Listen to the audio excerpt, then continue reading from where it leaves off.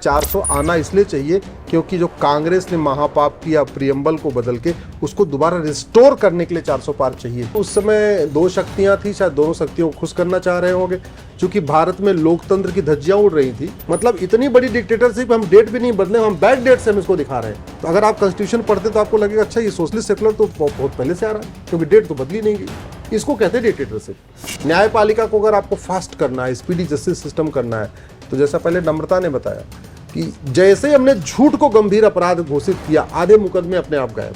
सांसद संसद में कम, और आप तो कहते हैं सुप्रीम कोर्ट में भी घूमते रहते हैं, अपने पर्सनल काम की वजह से भी घूमते हैं, और कुछ लोग वकील भी हैं। आजादी के इतिहास में कि किसी को चुनाव प्रचार करने के लिए ये बहुत बड़ा कॉन्फ्लिक्ट ऑफ इंटरेस्ट है। बार कहता हूं कि एमएलए एमपी का जो 5 साल का टेन्योर है, जो उनको वेतन भत्ता, गाड़ी, बंगला, सब कुछ फैसिलिटीज मिलती है, वो अच्छा कानून बनाने के लिए मिलती है। अरविंद केजरीवाल समाज के लिए कोई खतरा साबित नहीं है, क्रिमिनल नहीं है। और दूसरी बात ये कि उन पे लगे जो गंभीर आरोप है वो अभी सत्य सिद्ध नहीं हुए। जज का बेटा जज क्यों बने? एग्जाम होता है ऑल इंडिया लेवल पे, ऐसे जजों का ऑल इंडिया लेवल पे एग्जाम हो सकता है। भारत में पहले की सरकारों ने अपनी ब्रांड बिल्डिंग के लिए, अपनी इमेज बिल्डिंग के लिए देश के साथ बड़ा विश्वासघात किया। बैठे बैठे हमें यूएन की परमानेंट मेंबरशिप मिल रही थी और हमने दान में कर दिया। पीओके कैसे आएगा? पीओके तो जैसे गया वैसे ही आएगा। कोई कानून बना तो 10 साल में एक बार उसको रिव्यू करना ही करना है।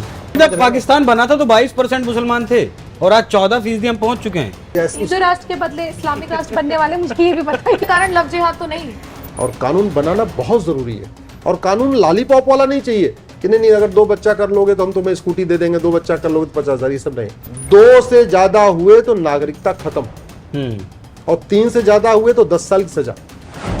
नमस्कार, स्वागत है आप सभी का। आप देख रहे हैं एनएमएफ न्यूज। आपके साथ मैं हूं नम्रता चौधरी।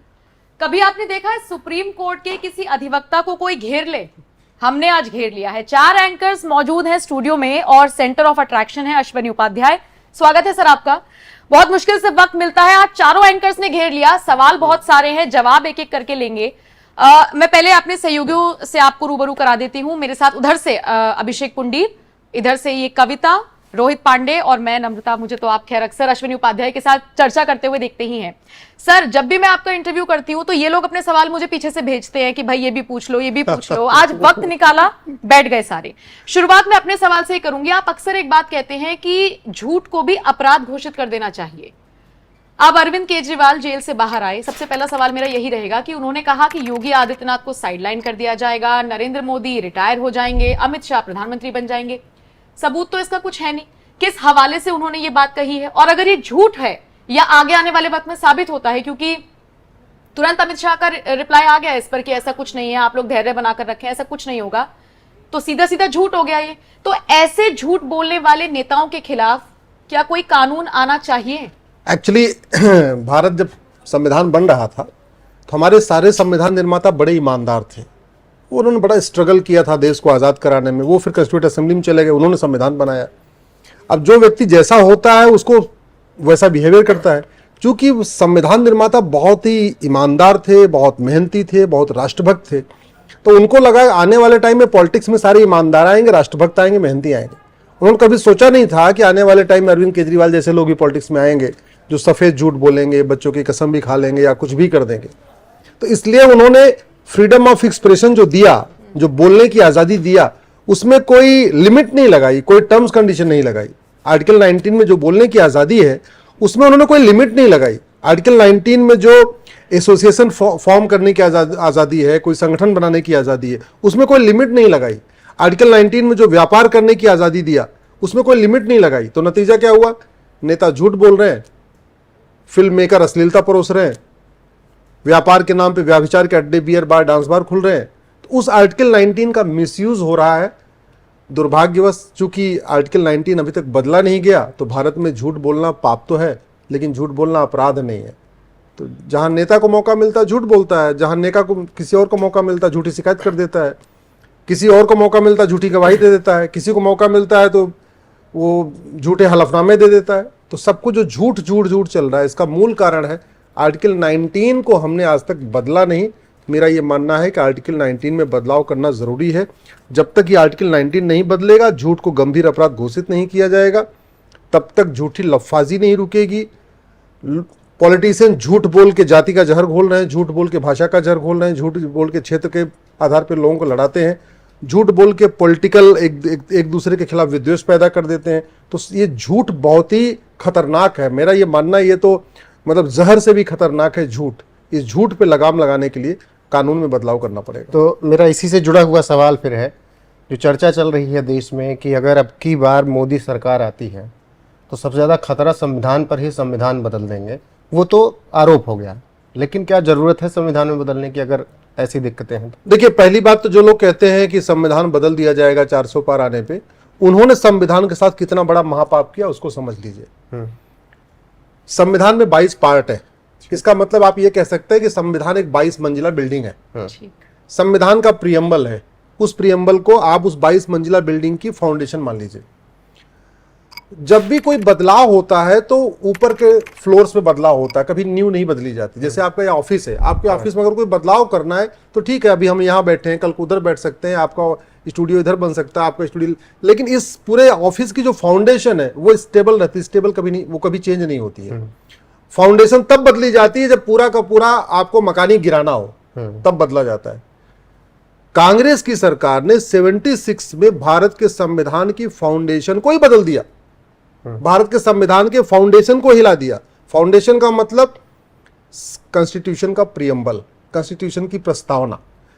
कॉन्स्टिट्यूशन का प्रियम्बल में कुछ गोल है, उस गोल को अचीव करने के लिए कॉन्स्टिट्यूशन में और प्रावधान है। तो एक तरीके से जो कॉन्स्टिट्यूशन का प्रियम्बल है, प्रस्तावना जिसको कहते हैं, ये बेसिक स्ट्रक्चर है। और 1967 में सुप्रीम कोर्ट ने गोलकनाथ केस में कहा था कि जो कॉन्स्टिट्यूशन का प्रियम्बल है, बेसिक स्ट्रक्चर है। 1973 में केशवानंद भारती केस में सुप्रीम कोर्ट की 13 जजों की बेंच ने बोला था कि जो प्रियम्बल है ये बेसिक स्ट्रक्चर है। उस समय उस समय सुप्रीम कोर्ट में टोटल जो स्ट्रेंथ थी 13 थी, टोटल 13 जज होते ही थे। और केशवानंद भारती केस को 13 के 13 जजों ने एक साथ मिलकर सुना था और उस समय कहा था कि प्रियम्बल में छेड़छाड़ नहीं होगी। और उनका इसलिए कहना था क्योंकि प्रियम्बल में अगर एक बार छेड़छाड़ शुरू हो गई तो इसका अंत नहीं होगा। कल को प्रियम्बल में कोई अगर सेकुलर जोड़ देगा तो कल को कोई प्रियम्बल से डेमोक्रेसी निकाल देगा, क्योंकि अगर जोड़ने का अधिकार मिल जाएगा तो घटाने का अधिकार मिल जाएगा। प्रियम्बल में लिखा है सॉवरेन, मतलब हम एक संप्रभु देश है। अगर प्रियम्बल में बदलाव करने का अधिकार मिल जाएगा, कल को कोई सरकार आएगी, बोले जी अब हम संप्रभु नहीं रहेंगे, हम इंडिपेंडेंट नहीं रहेंगे, हम तो चीन के गुलाम बनना चाहते हैं, हम तो अमेरिका के गुलाम बनना, फिर तो कुछ भी कर सकते हैं ना। कल को कोई सरकार आ जाएगी, बोले जी प्रियम्बल में लिखा है सबको समान अवसर मिलेगा, वो इक्वलिटी निकाल देगी, बोले सबको समान अवसर नहीं मिलेगा, फला फला जातियों को या फला फला रिलीजन वालों को ज्यादा अवसर मिलेगा, फला फला रिलीजन को कम अवसर मिलेगा, फिर तो कुछ भी हो सकता है। 1976 में केंद्र, उस समय की कांग्रेस की सरकार ने कॉन्स्टिट्यूशन का प्रियम्बल बदला, मतलब कॉन्स्टिट्यूशन की फाउंडेशन बदली, कॉन्स्टिट्यूशन का मूल ढांचा बदला। और वो भी कब बदला? जबकि लोकसभा थी ही नहीं। लोकसभा का टेन्योर 5 साल का होता है और वो 5 साल का टेन्योर मार्च 76 में खत्म हो चुका था। और ये संविधान का प्रियम्बल बदला गया दिसंबर में। उस समय इमरजेंसी चल रही थी, सारे लीडर ऑफ अपोजिशन जेल में थे, मीडिया पूरी तरीके से कंट्रोल कर लिया गया था। उस समय एक ही न्यूज चैनल था, दूरदर्शन, उस पर सरकार का पूरा कंट्रोल था। जो प्रिंट मीडिया अखबार थे उनका बिजली पानी का कनेक्शन काट दिया गया था। मतलब जो कुछ भी सरकार के खिलाफ लिखता था उसको पूछो नहीं क्या करते थे, ये सिचुएशन हो गई थी। ऐसे में संविधान का जिन्होंने बेसिक स्ट्रक्चर बदल दिया, प्रियम्बल बदल दिया, आज वो कह रहे हैं कि 400 आ जाएगा तो संविधान बदल जाएगा। मेरा ये मानना है 400 आना इसलिए चाहिए क्योंकि जो कांग्रेस ने महापाप किया प्रियम्बल को बदल के, उसको दोबारा रिस्टोर करने के लिए 400 पार चाहिए। अब हम अगर चाहते हैं कि जो हमारा प्रियम्बल, मूल जो हमारा प्रियम्बल था, प्रस्तावना थी, उसको वापस ले आए, तो वापस लाने के लिए 400 पार चाहिए। और सबसे आश्चर्य की बात ये, वो 2 शब्द जोड़े गए जिसको संविधान सभा ने 3 बार रिजेक्ट किया था। सोशलिस्ट और सेकुलर शब्द को जोड़ने पे 3 बार संविधान सभा में चर्चा हुई, तीनों बार रिजेक्ट कर दिया। और ये प्रियम्बल एक दिन में नहीं बना है। प्रियम्बल 1946 में शुरू हुआ था, पहली बार चर्चा हुई थी। उसके बाद 3 साल ये संविधान बना और उस 3 साल में टोटल 7 बार प्रियम्बल के ऊपर बहस हुई थी। 7 बार बहस करने के बाद ये फाइनल हुआ था कि नहीं, हमारे संविधान का ये प्रियम्बल होगा और इसमें सॉवरेन होगी, संप्रभुता होगी, डेमोक्रेसी होगी, जस्टिस होगा, इक्वलिटी होगी, फ्रेटर्निटी होगी, ये शब्द होंगे। और 3 बार रिजेक्ट किया गया था सोशलिस्ट सेकुलर को। तो कांग्रेस ने तो उस आपातकाल के दौरान संविधान का बेसिक स्ट्रक्चर बदल दिया। अब वो कह रहे हैं नहीं 400 आएगा तो हाँ, स्वाभाविक सी बात है, 400 इसलिए चाहिए कि जो कांग्रेस ने महापाप किया उसको रिस्टोर करना है। कुछ बदलाव की जरूरत है, मतलब बहुत सारे बदलाव की जरूरत है, मेरा ये नहीं, मानना है। जैसे 10 साल में जो है पूर्ण बहुमत था सरकार के पास, अगर सरकार को बदलना हो तो क्या इस दौरान बदल सकती थी? देखिए, सरकार, क्योंकि सरकार की तरफ से यही कहा जाता है कि हमारे पास पूर्ण बहुमत था, अगर हमें बदलना होता, ऐसा कुछ करना होता तो हम कर सकते थे। संविधान के कुछ प्रावधान ऐसे होते हैं जिसको बदलने के लिए सिंपल मेजॉरिटी चाहिए होती है। जैसे आर्टिकल 370 था, आर्टिकल 35A था, क्योंकि 370 35A की एक राज्य पे लागू था, उसको बदलने के लिए 2/3 बहुमत नहीं चाहिए। लेकिन प्रियम्बल को दोबारा रिस्टोर करने के लिए, या भारत के संविधान में जो देवी देवताओं के चित्र थे जिनको निकाल दिया गया, जैसे भगवान राम का चित्र, भगवान कृष्ण का, भगवान महावीर का, गौतम बुद्ध का, छत्रपति शिवाजी महाराज का, हनुमान जी का, भगवान नटराज का, नेताजी सुभाष चंद्र बोस का, झांसी की रानी का, ये सारे चित्र इसमें बने हुए थे। हर पार्ट पे एक एक चित्र था, 22 पार्ट में 22 चित्र थे। अब उस समय तो निकाल दिया गया, लेकिन अगर हम चाहते हैं कि संविधान के चित्र वापस फिर से आए जो भारत की संस्कृति के अनुरूप, जिससे कि भारत का संविधान का जो इंटरप्रिटेशन हमेशा भारत की संस्कृति के अनुरूप हो, क्योंकि अगर इसमें चित्र ही नहीं है तो अगर कभी मान लीजिए कुछ कंफ्यूजन होता है तो इंटरप्रिटेशन फिर लोग विदेशी तरीके से इंटरप्रिटेशन करते हैं। चित्रों के रहने से भारतीय तरीके से उसका इंटरप्रिटेशन होता, तो वो आज तक कभी, अब उसको दोबारा करना है तो भी 2/3 बहुमत चाहिए। भारत के संविधान, जैसे भारत का संविधान का आर्टिकल 1 है, पूरी दुनिया के सब सारे देशों में एक एक नाम है, अमेरिका का अमेरिका, चीन का चीन, जापान का जापान, भारत का 2-2 नाम है आर्टिकल 1 में, इंडिया दैट इज भारत। ठीक है, अब हम चाहते हैं भारत का एक ही नाम हो जैसे बाकी देशों का है, तो आर्टिकल 1 को बदलना पड़ेगा, उसके लिए 2/3 बहुमत। अच्छा, इसका मोटो समझा सकते हैं? जो शब्द 3 बार रिजेक्ट किए गए, जिसके प्रियम्बल के ऊपर 7 साल बहस हुई, उसके बाद इन शब्दों को डाला गया प्रियम्बल में। ये तो जिद थी, जहां तक मुझे ऐसे लग रहा है कि कुछ ना कुछ तो सोच रही होगी कि हम इन्हें उस बदल के समय ऐसा करेंगे। शायद चूंकि उस समय 2 शक्तियां थी, शायद दोनों शक्तियों को खुश करना चाह रहे होंगे। चूंकि भारत में लोकतंत्र की धज्जियां उड़ रही थी, तो ऊपर से इंटरनेशनल प्रेशर बन रहा था, एक अमेरिका का, एक रूस का। रूस के संविधान में सोशलिस्ट शब्द था और अमेरिका के संविधान में सेकुलर शब्द था। मुझे लग रहा है कि इंटरनेशनल प्रेशर को बैलेंस करने के लिए इंदिरा गांधी ने नया खेल खेला कि अपना अमेरिका का सेकुलर उठा लिया और रूस का सोशलिस्ट उठा लिया, कि 2 के दोनों बैलेंस हो जाए। यही कारण हो सकता है, अदरवाइज जिसको 3 बार रिजेक्ट किया गया, 3 बार प्रस्ताव आया, तीनों बार रिजेक्ट हुआ, और रिजेक्ट करने वाले में पंडित नेहरू भी थे। ऐसा भी नहीं था कि उन्होंने कभी सोशलिस्ट और सेकुलर के पक्ष में वोटिंग किया हो। 3 के तीनों बार जब रिजेक्ट हुए तो एक मत से रिजेक्ट हुए, मतलब उसमें वोटिंग भी नहीं कराई गई। ऐसे में दोबारा उन शब्दों को डालना, तो मेरे को तो ऐसे लग रहा है कोई इंटरनेशनल प्रेशर रहा होगा, उसी चक्कर में उन्होंने किया होगा, उनको खुश करने के लिए। मैं आपसे जानना, अच्छा, आपके हाथ में संविधान है और आपने भी आर्टिकल 19 की बात की। क्या आर्टिकल 19 का लोग अपने तरीके से सब इस्तेमाल करते हैं बोलने के लिए, बातचीत करने के, अपने बहाने व्यक्त करने के लिए, लेकिन फिलहाल सोशल मीडिया पर आप देख रहे होंगे पिछले 2 महीने से चल रहा है कि 10 साल में जो देश है वो डिक्टेटरशिप की तरफ जा रहा है। देखिए, तानाशाही किसको कहते हैं, अगर इसका सबसे बढ़िया एग्जांपल देखना है तो आपको मैं बताता हूं कि मार्च में इलेक्शन होता है 71 में, इंदिरा गांधी रायबरेली से हार जाती हैं, वहां पे अपनी डिक्टेटरशिप यूज करके वो इलेक्शन जितवा लेती हैं डीएम को कह के। राजनारायण जी उसके लिए इलेक्शन पिटीशन फाइल करते हैं। इलाहाबाद हाईकोर्ट में मैटर शुरू होता है, 5 साल तक मैटर चलता है। 12 जून 1975 को इलाहाबाद हाई कोर्ट इंदिरा गांधी के जो उनका चुनाव था उसको रद्द कर देता है और ये कहता है अब इनके ऊपर 6 साल का बैन हो गया। 12 जून 75 डेट याद रखिए, 12 जून 75 को Allahabad high court justice Jagmohan Sinha ने एक ऑर्डर दिया कि इनका इलेक्शन बिल्कुल गलत है, सरकारी मशीनरी का दुरुपयोग हुआ है, इन्होंने मनमानी किया है, इनका चुनाव भी रद्द होता है और इनको 6 साल का बैन भी लगाया जाता है। इंदिरा गांधी तुरंत सुप्रीम कोर्ट आती है, सुप्रीम कोर्ट ने उनको आंशिक राहत दिया। जैसे अभी सुप्रीम कोर्ट ने केजरीवाल जी को राहत ये दिया है कि आप चुनाव प्रचार कर सकते हैं लेकिन आप अपने ऑफिस में नहीं जा सकते, सीएम की कुर्सी पे नहीं बैठ सकते हैं। उस समय सुप्रीम कोर्ट ने 24 जून 1985 को इलाहाबाद हाई कोर्ट के ऑर्डर को पूरी तरीके से स्टे नहीं किया, बस गिरफ्तारी पर रोक लगा दी। बस गिरफ्तारी पे रोक लगा दिया, जेल भेजने से रोक दिया और इतना कह दिया कि आप चुनाव प्रचार मतलब करिए, आप प्रधानमंत्री बनी रह सकती हैं लेकिन आप कुर्सी पे नहीं जाएंगे, आप कोई कागज नहीं साइन करेंगे। उस गुस्से के कारण 24 जून को सुप्रीम कोर्ट कह रहा है, यह फैसला आ रहा और अगले दिन राष्ट्रपति को प्रेशर बना के 25 जून को इमरजेंसी लागू कर दी। इसको कहते हैं डिक्टेटरशिप, जहां सुप्रीम कोर्ट को भी नहीं मानना, राष्ट्रपति को भी नहीं मानना, किसी संविधान के लोगों से ओपिनियन भी नहीं लेना, इसको कहते हैं डिक्टेटरशिप। इमरजेंसी पर मैंने कुलदीप नैयर साहब की किताब है इमरजेंसी, वो पढ़ी है। उसमें लिखा है कि इंदिरा गांधी नहीं चाहती थी इमरजेंसी लगे, लेकिन संजय गांधी फेवर में थे कि जो है आप अपनी इस कुर्सी से इस्तीफा ना दें, देखिए आप अपने पद से इस्तीफा ना बड़ी दें। सीधी सी बात है, राष्ट्रपति ने इमरजेंसी जो घोषित किया वो संजय गांधी कहने से तो नहीं किया होगा, और अगर संजय गांधी के कहने से राष्ट्रपति ने घोषित कर दिया तो इससे बड़ी डिक्टेटरशिप और क्या हो सकती है? ये तो और खतरनाक डिक्टेटरशिप है कि प्रधानमंत्री नहीं चाह रहा, उसका बेटा इमरजेंसी घोषित करवा दे रहा है। और अगर चलो एक बार हम मान भी ले कि संजय गांधी के कहने से डिक्टेटरशिप हो गई, तो जो पूरे देश को जेल बना दिया गया, सारे लीडर ऑफ अपोजिशन को मीसा लगा दिया गया, कोई 1.5 साल कोई 2 साल जेल में रहा, उसका फिर क्या होगा?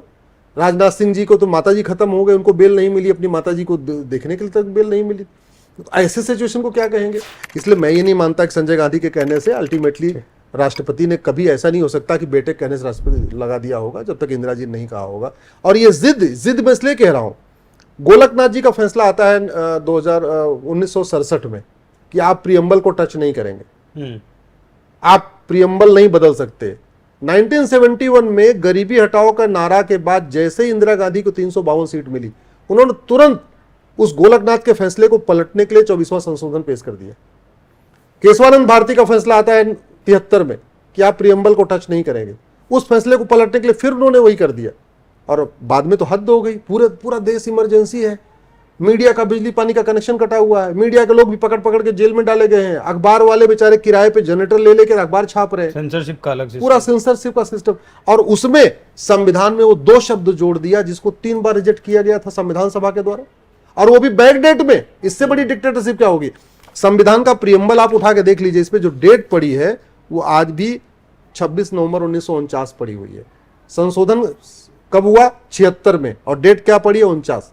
मतलब इतनी बड़ी डिक्टेटरशिप, हम डेट भी नहीं बदले, हम बैक डेट से हम इसको दिखा रहे हैं। तो अगर आप कॉन्स्टिट्यूशन पढ़ते तो आपको लगेगा अच्छा ये सोशलिस्ट सेकुलर तो बहुत पहले से आ रहा है, क्योंकि डेट तो बदली नहीं गई। इसको कहते हैं डिक्टेटरशिप। ठीक है, चलिए, मुझे लगता है इमरजेंसी से बाहर निकल के हाँ, आपसे वहीं से। सवाल जानना चाहती हूँ। संविधान बदलने की बात हो रही है, अगर 400 पार 400 प्लस सीटें अगर भाजपा लाती है तो बेशक संविधान में कुछ संशोधन किए जाएंगे, लेकिन जहां बात बहुत पहले देश के पूर्व चीफ जस्टिस AP शाह ने एक बयान दिया था कि बिना संविधान बदले भारत को हिंदू राष्ट्र घोषित नहीं किया जा सकता। देखिए, पहली बात तो सुप्रीम कोर्ट का जजमेंट है, Hinduism is a way of life, जी, हिंदुत्व जीवन जीने की पद्धति है। और बहुत सारी समस्या ये हो रही है जब हम धर्म को रिलीजन और रिलीजन को धर्म समझ लेते हैं। भारत में जो लोग रहते हैं, मेजॉरिटी लोग, वो वास्तव में हिंदुत्व को ही पालन करते हैं। सर्वधर्म संभाव, वसुधैव कुटुंबकम, नारी तू नारायणी, सर्वमंगल मांगल्य, सबका कल्याण हो, इसी को हिंदुत्व कहते हैं। बाकी जो रिलीजन है वो कभी सर्वपन संभाव नहीं सिखाता, कभी कोई रिलीजन वसुधैव कुटुंबकम की बात नहीं करता। ये हिंदुत्व ही जो कहता है सबकी जय हो, प्राणियों में सद्भावना हो, विश्व का कल्याण हो, ये हिंदुत्व ही सिखाता है। जहाँ तक इसकी आपने बताया कि भारत के संविधान में बहुत से बदलाव जरूरी इसलिए करने हैं क्योंकि समय के साथ ये देखा जा रहा है कि संविधान निर्माताओं ने जो समस्या नहीं सोची थी वो समस्या आ गई है। भाई, आज के 75 साल पहले जो बंदूक बनी थी, 1 नाल की बंदूक आती थी, उसके बाद 2 नाल की बंदूक आई, फिर राइफल आ गई, मशीन गन आई, क्या क्या हो गया। उस समय उतनी पर्याप्त थी, एक नाल की बंदूक से पूरे गांव की सुरक्षा हो जाती थी। आज की डेट में राइफल लगा के लोग पूरे गांव की सुरक्षा करना पड़ता है। तो अब समय के साथ हमारे संविधान में इसलिए बदलाव करना जरूरी है क्योंकि ये देखा जा रहा है कि वर्तमान संविधान जो उस समय बहुत अच्छी तरीके बनाया गया, उसका मिसयूज किया जा रहा है। अब मिसयूज रोकना है तो आपको स्वाभाविक बात, अगर बीमारी बढ़ रही है तो आपको दवा तो बदलना पड़ेगा। दवा बदलने के लिए संविधान में संशोधन करना पड़ेगा। आप अगर भारत में भ्रष्टाचार है तो स्वाभाविक सी बात है, इसका मतलब दवाई हमारी गड़बड़ है। भाई, पूरी दुनिया में भ्रष्टाचार तो नहीं है। हिंदू राष्ट्र के लिए किस तरह के संशोधनों की जरूरत है, किस तरह के कानून अब बनाने चाहिए मोदी जी के तीसरे कार्य? मेरा ये मानना है कि जो कानून हो वो सबके लिए एक समान होना चाहिए। समान शिक्षा हो, समान नागरिक संहिता हो, समान धर्मस्थल संहिता हो। भाई, स्वाभाविक सी बात है, अगर कोई मजार, दरगाह, मस्जिद चर्च और सरकार के कंट्रोल में नहीं है तो मठ मंदिर सरकार के कंट्रोल में क्यों होना चाहिए? तो समान धर्मस्थल संहिता होनी चाहिए। व्यापार के नाम पे जो व्याभिचार के अड्डे खोले जा रहे हैं उसको कंट्रोल करने के लिए एक सामान्य व्यापार संहिता होनी चाहिए। टैक्स की जो पूरा लूट पड़ी हुई है, हर व्यक्ति टैक्स दे दे के परेशान है, ये टैक्स सिस्टम ये विदेशी सिस्टम है, हमारा सिस्टम नहीं है। ये जो गुलामी की जो टैक्स सिस्टम है, इसको बदलाव करना है तो भी संविधान में संशोधन करना पड़ेगा। आप अभी देखिए, कुछ दिन पहले आपने देखा होगा पतंजलि को रोज सुप्रीम कोर्ट से फटकार लग रही थी। क्यों? क्योंकि 1954 का वो कानून चल रहा है, वो बदला ही नहीं गया है। तो स्वाभाविक सी बात है, एक यूनिफॉर्म हेल्थ केयर सिस्टम भी होना चाहिए, समान चिकित्सा संहिता होनी चाहिए, समान स्वास्थ्य संहिता भी होनी चाहिए। अगर आप घुसपैठ हो रही लगातार बढ़ते आ रहे हैं, इसका मतलब कानून का खौफ नहीं है। जो यहाँ आ रहे हैं उनको कठोर दंड नहीं मिल रहा है, लोग उनकी मदद भी कर रहे हैं। अल्टीमेटली जो घुसपैठिए आ रहे हैं उनके पास आधार कौन आधार भारत के लोग बनाते हैं, उनका राशन कार्ड, उनका ड्राइविंग लाइसेंस, उनका वोटर आईडी, सब कुछ जो बन रहा है वो भारत के लोग बना रहे हैं। तो इसका मतलब कानून का खौफ नहीं है। तो एक मेरा मानना है कि एक जो है समान दंड संहिता और समान न्याय संहिता होनी चाहिए। न्यायपालिका को अगर आपको फास्ट करना है, स्पीडी जस्टिस सिस्टम करना है, तो जैसा पहले नम्रता ने बताया कि जैसे ही हमने झूठ को गंभीर अपराध घोषित किया, आधे मुकदमे अपने आप गायब। भाई अगर एक कानून बन गया कि झूठी शिकायत करने पे 10 से 20 साल की सजा होगी और 3 महीने तक का टाइम दिया जा रहा है, जिन लोगों ने झूठी शिकायत किया है 3 महीने में अपना वापस ले लें। मैं कह रहा हूं आधी झूठी शिकायतें वापस हो जाएंगी। कानून बन गया कि भाई झूठी जांच करने वाले पुलिस वालों को 10 से 20 साल सजा होगी। जिन लोगों ने पैसा ले लेके झूठी चार्जशीट दाखिल किया होगा, बोलेंगे काम करो जी, हमारी चार्जशीट वापस लेता हूं। जिन कानून बन गया भाई झूठी गवाही देने पे 10 से 20 साल सजा होगी, जो लोग अभी तक झूठी गवाही दे चुके हैं सब बोलेंगे भाई एक काम करो, हम तो अपनी झूठी गवाही वापस ले रहे हैं।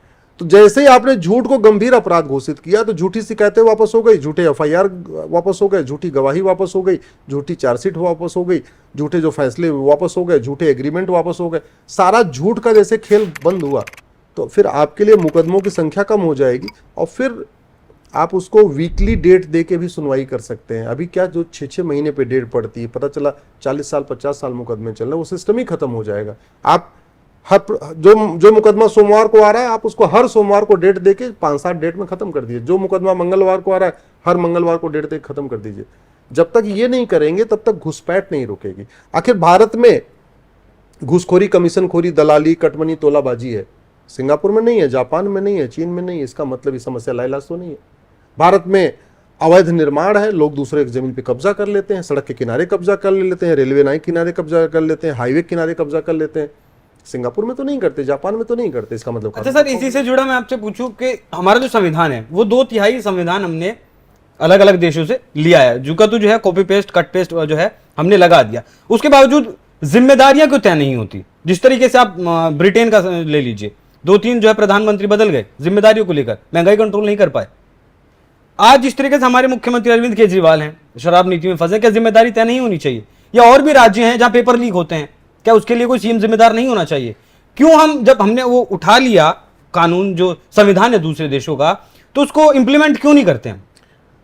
सच्चाई यह है कि ब्रिटेन में जहां से हमने ज्यादातर कानून उठाए हैं वहां कोई भी कानून की जो एक्सपायरी है 25 साल की है।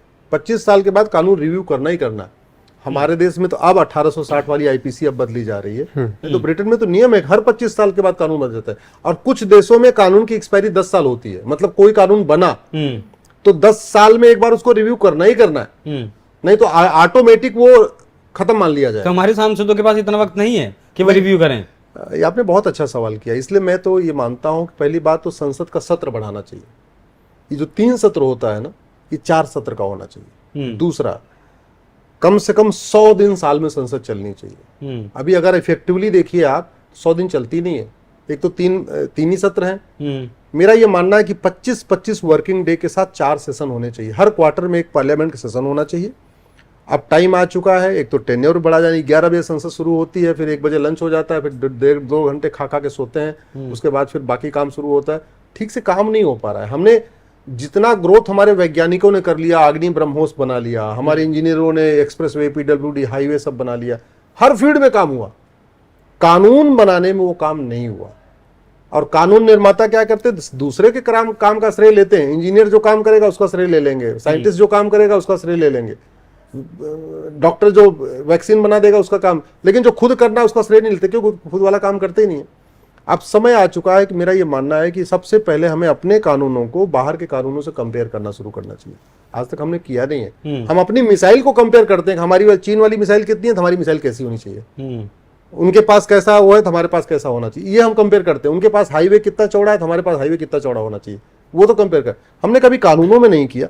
इसलिए मेरा ये मानना है कि police reform, judicial reform, election reform, education reform, health care reform, ये 10 फील्ड ऐसे हैं जिस पे रिफॉर्म की जरूरत है। वो रिफॉर्म तभी हो सकता है जब पार्लियामेंट कम से कम 100 दिन चले, पार्लियामेंट 3 बार की बजाय 4 बार चले, पार्लियामेंट का टाइमिंग बढ़ाया जाए, कम से कम 10 बजे से शुरू करके शाम को 6-7 बजे तक चले। लेकिन सर अगर सांसद, आपका तो मेरा इस पर डिस्कशन भी हो चुका है, सांसद संसद में कम और आप तो कहते हैं सुप्रीम कोर्ट में भी घूमते रहते हैं, अपने पर्सनल काम की वजह से भी घूमते हैं और कुछ लोग वकील भी हैं।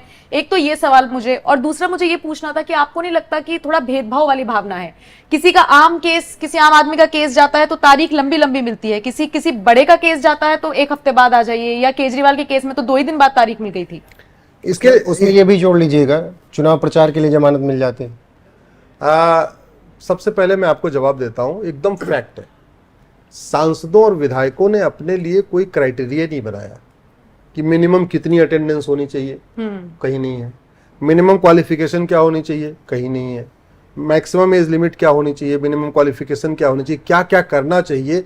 यहां तक कि आज तक ये नहीं कानून बनाया कि पार्षद का क्या काम है, प्रधान का क्या काम है, विधायक का क्या काम है, सांसद का क्या काम है। तो हो क्या रहा है, पार्षद भी नाली बनवा रहा है, विधायक भी नाली बनवा रहा है, सांसद जी भी नाली बनवा रहे हैं, बनवा कोई नहीं रहा है। और ठीक है, तो इतनी कम से कम अब समय आ चुका है, काम तो डिफाइन हो भैया, ये 10 काम पार्षद का है, ये 10 काम प्रधान का है, ये 10 काम सांसद का है, 10 काम विधायक का है। कामों में कम से कम ओवरलैपिंग तो नहीं होनी चाहिए, सब अपना अपना काम का बंटवारा तो कर ले। मिनिमम अटेंडेंस का कोई कॉन्सेप्ट नहीं है। और जो आपने कहा, ये कॉन्स्टिट्यूशन कहता है सेपरेशन ऑफ जुडिशरी, कि मतलब विधायिका, कार्यपालिका, न्यायपालिका बिल्कुल अलग होगी। जो न्यायपालिका होगी वो कार्यपालिका, विधायिका से बिल्कुल टच नहीं होगी, एकदम गैप होगा। लेकिन हमको तो सुप्रीम कोर्ट में विधायिका, कार्यपालिका, न्यायपालिका वहीं एक साथ मर्ज हुई मिलती है। भाई, जो कानून मंत्री किसी जज को अपॉइंट करता है, वही कानून मंत्री वहां आके बहस करता है। सिब्बल साहब ने कानून मंत्री रहते हुए कितने सारे जजों को अपॉइंट किया हुआ है। अब आजकल वो कानून मंत्री नहीं है, आजकल केवल सांसद हैं, आजकल उन्हीं के आगे से आगे बहस कर रहे हैं। तो स्वाभाविक सी बात है, अरे हर व्यक्ति इंसानी तो है। मैं ये नहीं कह रहा हूं कि नहीं ऐसा कुछ गड़बड़ हो रहा, मैं गड़बड़ की बात नहीं कर रहा हूं, लेकिन कम से कम दिखना भी तो चाहिए। अरे भाई, सांसद को वेतन, भत्ता, गाड़ी, बंगला जिस काम के लिए मिल रहा है वो अपना काम करे। कई बार तो मैंने देखा कि पार्लियामेंट का सेशन चल रहा होता है और सांसद जो है सुप्रीम कोर्ट में बैठे रहते हैं, सुप्रीम कोर्ट बहस कर रहे होते हैं। ये बहुत बड़ा कॉन्फ्लिक्ट ऑफ इंटरेस्ट है। दुर्भाग्यवश उस मेरी PIL पे सुप्रीम कोर्ट ने उसको गंभीरता के साथ लिया नहीं। मैं बार बार कहता हूं कि MLA MP का जो 5 साल का टेन्योर है, जो उनको वेतन, भत्ता, गाड़ी, बंगला, सब कुछ फैसिलिटीज मिलती है, वो अच्छा कानून बनाने के लिए मिलती है। अच्छा कानून तो बना नहीं रहे, संसद में जा नहीं रहे, जो उनकी स्टैंडिंग कमेटी है उसमें बैठक में भाग नहीं लेते। सांसदों के पास ऐसा नहीं, अगर ढंग से काम करना चाहे तो 24/7 उनके पास काम है, लेकिन वो काम नहीं करते। आके सुप्रीम कोर्ट में बहस कर रहे हैं, हाई कोर्ट में बहस कर रहे हैं, चार्टर्ड प्लेन से घूम रहे हैं, कहीं कुछ कर रहे हैं, कोई कुछ कर रहे हैं। सचिन तेंदुलकर आए, उनकी अटेंडेंस आप देख लो, रेखा की अटेंडेंस देख लो, ऐसे ऐसे सांसद आए, मतलब जस्ट शोपीस। अरे वो संसद है, संसद का मुख्य उद्देश्य ये होना चाहिए कि हमारा प्रत्येक कानून दुनिया का सर्वोत्तम कानून हो, ये होना चाहिए। लेकिन हुआ नहीं, तो वो मिक्स हो रखा है। जहां तक आपका सवाल था कि प्रचार के लिए बहुत सवाल उठ रहे हैं सर इस पे। मेरे समझ से ये पहली बार ऐसा हुआ है आजादी के इतिहास में कि किसी को चुनाव प्रचार करने के लिए माता पिता बहुत गंभीर हो, पत्नी बहुत गंभीर हो, किसी की मृत्यु हो गई हो या मृत्यु सैया पे हो, ऐसे में तो जमानत मिलती है। खुद बहुत गंभीर रूप से बीमार हो तो जमानत मिलती है। लेकिन कभी चुनाव लड़ने के लिए भी नहीं जमानत मिलती है। चुनाव प्रचार करना तो दूर छोड़ दीजिए, चुनाव लड़ने के लिए नहीं मिलती है। और कितने सारे लोग दुनिया भारत के अलग अलग जेलों में बैठे हुए हैं। सोरेन और आजम खान सोरेन बैठे हुए हैं, आजम खान बैठे हुए हैं, 2-4 खालिस्तानी बैठे हुए हैं और 2-4-6 माफिया बैठे हुए हैं। दुनिया भर के गुंडे बदमाश जेलों में सड़े बंद बैठे हुए हैं, उनको आज तक नहीं मिली है। ये पहली बार हुआ है। मुझे पूरा इस बात का भी भरोसा है कि जब अगली सुनवाई होगी सुप्रीम कोर्ट इसको क्लेरिफाई भी कर देगा कि भैया ये जो केस है नजीर नहीं है, लेकिन क्यों दिया, वो कैसे तो इस दिया। बार भी उन्होंने कहा कि केस की मेरिट पे फैसला नहीं दिया, इसको नजीर नहीं मानना चाहिए। लेकिन जो फैसला है उस पर सवाल उठ रहे हैं और बहुत गंभीर सवाल उठ रहे हैं। देखो, स्वाभाविक सी बात है, आपने भी वो सवाल एक नेता के लिए चुनाव प्रचार करना जितना जरूरी है ना, एक किसान के लिए अपने फसल की बुआई करना और उसकी कटाई करना उतना ही इंपॉर्टेंट है। फिर तो कल को कोई किसान कहेगा जी हमको जी अपनी फसल बोने जाना, हमको कटाई करना, हमको जमानत दे दो। एक मजदूर के लिए अपना घर मकाना, छप्पर से उसको अगर घर बनाना है, वो पहले छप्पर है, पक्का मकान बनाना है, तो उसके लिए अपना घर बनाना उतना इंपॉर्टेंट है जितना केजरीवाल जी के लिए चुनाव प्रचार करना इंपॉर्टेंट है। कल को फिर कोई वकील कहेगा जी ऐसा है, हम जेल में बंद है, हमारा मुवक्किल परेशान है, हमको तो बहस करने जाना। सर यहाँ मैं आपको रोकना सर चाहूंगा। अमृतपाल ने लगाई थी याचिका, हाँ। खालिस्तानी समर्थक ने, कह रहा है मुझे एक सीट से चुनाव लड़ना है, पंजाब की जमानत दे दो।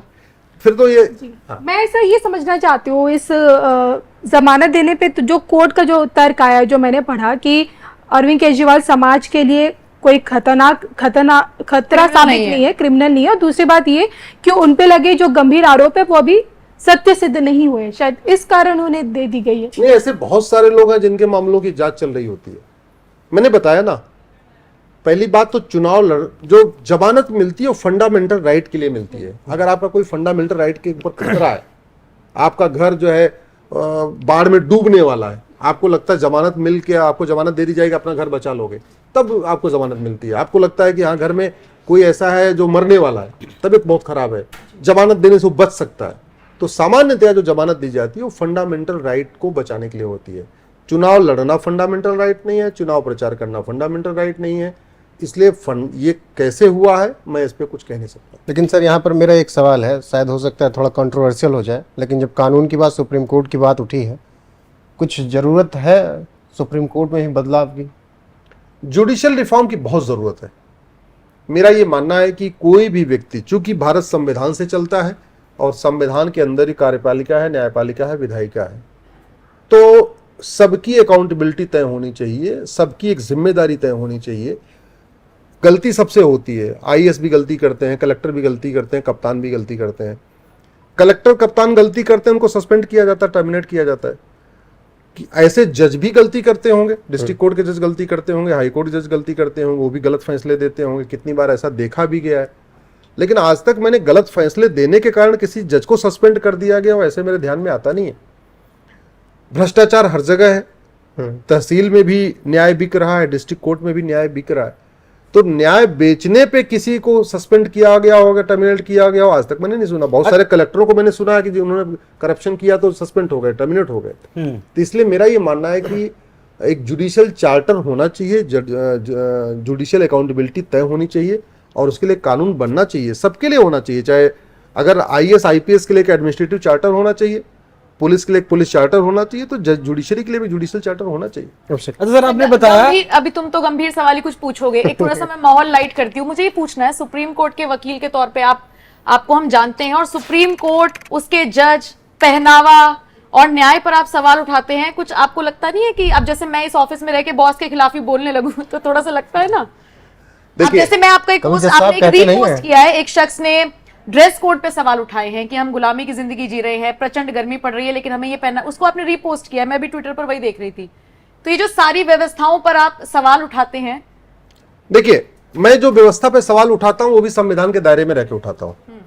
हमारे संविधान निर्माताओं ने 26 नवंबर 1949 को एक शपथ लिया और कहा कि हम आज के बाद इस संविधान को, देश को समर्पित कर रहे हैं और एक हम संप्रभु भारत बनाएंगे, एक स्वतंत्र भारत बनाएंगे।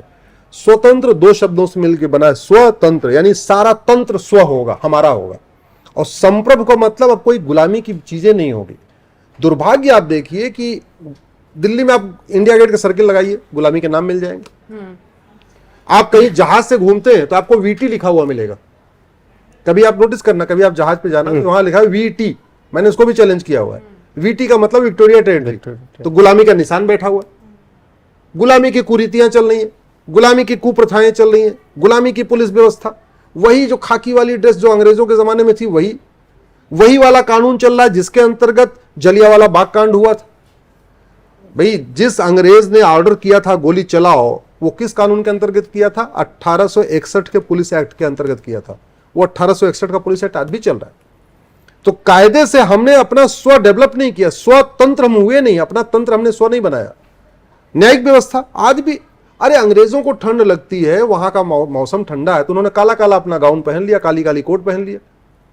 भारत में इतनी गर्मी, इस समय प्रचंड गर्मी चल रही है, इस समय एसी चल रहा है, सिंगा भी कपड़ा पहन रखे हैं तब मुश्किल हो रही है। ठीक है। अच्छा, सुप्रीम कोर्ट में फिर भी एसी वैसी है, चलो भाई ऊपर से नीचे तक काला लबादा पहन लो। डिस्ट्रिक्ट और डिस्ट्रिक्ट कोर्ट में क्या हालत होगी, वहां पंखा घूमता रहता है, जज भी परेशान और वकील भी परेशान। और जज जब परेशान रहेगा, उसको पसीना होता रहेगा, तो ठीक से फाइल कैसे पड़ेगा। तो मैं इसलिए कह रहा हूं कि ये जो काला लबादा हमने 75 साल से ढो रहे हैं ना, ऊपर से लेके नीचे तक काला काला, ये क्यों चल रहा है? क्योंकि हमारे दिमाग में गुलामी घुस चुकी है। हम पूरी तरीके मानसिक रूप से गुलाम हो चुके हैं। जज भी मानसिक रूप से गुलाम है और हमारी बार काउंसिल ऑफ इंडिया भी मानसिक रूप से गुलाम है। वो हम सोच ही नहीं पा रहे भाई अपना अपना कम से कम कपड़ा तो डेवलप कर ले। अरे चलो अंग्रेजी भाषा हम नहीं छोड़ पा रहे, समझ में आता भाई, ठीक है, जरूरी है, किताबें पहले आ चुकी हैं, लेकिन कपड़ा तो हम कर ही सकते हैं। हम प्रोसीजर अपना बना सकते हैं। हम अपना जुडिशियल सिस्टम एक बार एग्जामिन तो कर लें कि भाई चंद्रगुप्त मौर्य के समय में कौन सा जस्टिस सिस्टम था, राजा विक्रमादित्य के समय में कौन सा जुडिशियल सिस्टम था, छत्रपति शिवाजी महाराज ने कौन सा जुडिशियल सिस्टम बनाया था, युधिष्ठिर ने कौन सा जुडिशियल सिस्टम दिया था, बृहस्पति की जो संहिता है उसमें क्या लिखा हुआ। हमने आज तक अपना कुछ भी नहीं कर, वही जूता, वही मोजा, वही टोपी, वही टाई, वही बैंड, वही काला लबादा। तो हम इसलिए कह रहे हैं कि बदलना इसलिए जरूरी है कि जब ड्रेस बदलते हैं तो गुलामी की सोच बदलती है। अभी हम इतने गुलाम हो रखे हैं कि बाकी सब नियम कानून बदलना तो छोड़ो, मतलब व्यवस्था बदलना छोड़ो, जुडिशियल सिस्टम बदलना, टाइमिंग भी वही चल रही है। जैसे अंग्रेज 10:30 में बैठते थे, आज भी वही टाइमिंग चल रही है। अंग्रेज चले जाते थे, उनको क्रिसमस मनाना होता था तो दिसंबर में लंबी छुट्टी करते थे, आज भी लंबी छुट्टी हो रही है। अंग्रेजों को गर्मी में यहां बहुत गर्मी लगती थी तो गर्मी में लंबी छुट्टी करते थे, आज भी वही गर्मी में लंबी छुट्टी हो रही है। 5 करोड़ मुकदमों के कारण 5 करोड़ परिवार टेंशन में है। District court, high court, supreme court में 5 करोड़ मुकदमे चल रहे हैं। एक परिवार में 6 आदमी तो कम से कम होते हैं। यहाँ जितने लोग बैठे हैं सबके परिवार में कम से कम 6 लोग होंगे, पति पत्नी, 2 बच्चे और माता पिता, 6 आदमी। यानी 5 करोड़ मुकदमों के कारण 30 करोड़ लोग टेंशन में। वो 30 करोड़ लोगों को कैसे न्याय मिले इस पे चर्चा नहीं हो रही, बस काला लबादा जरूरी है। 30 करोड़ लोगों को मुकदमा कैसे खत्म हो जाए, उनको कितने लोग सुसाइड कर लेते हैं। और भारत में जो समस्याएं हैं ना, इसका सबसे बड़ा कारण जस्टिस सिस्टम है। भाई घूसखोर को जल्दी सजा नहीं होती, इसलिए घूसखोरों पे खौफ नहीं है। जमाखोरी चल रही है, मिलावटखोरी चल रही है, कालाबाजारी है, नशा तस्करी है, मानव तस्करी है, अवैध निर्माण है, दूसरों के घर पे कब्जा है, ठीक है, आतंकवाद है, अलगाववाद है, कट्टरवाद है, जिहाद है, मजहबी उन्माद है, मानव तस्करी है, नशा तस्करी है। ये जितनी समस्याएं चल रही, क्यों? क्योंकि लोगों को मन में खौफ नहीं है, लोगों को ये मन में भय नहीं है कि आज मैं कोई गलती करूंगा तो हमें 15 दिन में या 20 दिन में या 2 लोग महीने सोचते हैं ना क्या होगा, केस ही तो हो जाएगा, चलता रहेगा 2-4 साल, 5 साल, 10 साल जाते रहेंगे तारीखों पे। तो मेरा ये मानना है कि सुप्रीम कोर्ट को इस पे चिंता करना चाहिए। सर इसीलिए आप justice with in a year की बात करते हैं। इसीलिए मैं कहता हूं कि जस्टिस विद इन ईयर बहुत जरूरी है। जस्टिस विद इन ईयर आ जाएगा, भारत की 50% समस्याएं ठीक हो जाएंगी। तो ऐसे जस्टिस विद इन ईयर आएगा तो मेहनती ईमानदार आदमी इज्जत के साथ भारत में रहेगा। अभी मेहनती ईमानदार आदमी बेचारा पीछे रहता है, चोर डकैत टाइप के लोग जो है वो आगे समाज में घूम रहे हैं। तो ऐसे में थोड़ा समझाइएगा फिर कॉलेजियम व्यवस्था। देखिए हाँ, पहले जज का बेटा जज क्यों बने? देखो पहली बात तो ये कि पहले तो भारत में कोई व्यवस्था ही नहीं थी, ठीक है। पहले भारत में जो जज का अपॉइंटमेंट सीधे सीधे सरकार करती थी।